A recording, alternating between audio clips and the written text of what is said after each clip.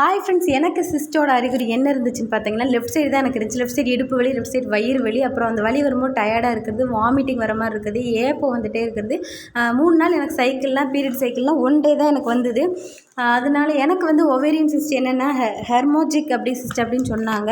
So இந்த மாதிரி இருந்தால் உடனே போய் டாக்டரை பார்த்துருங்க. நான் ரொம்ப கேர்லெஸ்ஸாக இருந்தனால தான் எனக்கு ஆப்ரேஷன் பண்ணுற அளவுக்கு போயிடுச்சு.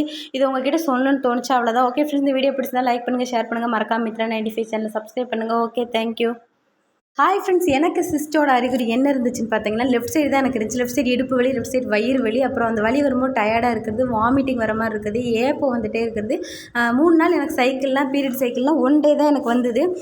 அதனால எனக்கு வந்து ஒவேரியன் சிஸ்ட் என்னென்னா ஹெர்மோஜிக் சிஸ்ட் அப்படின்னு சொன்னாங்க. ஸோ இந்த மாதிரி இருந்தால் உடனே போய் டாக்டரை பார்த்துருங்க.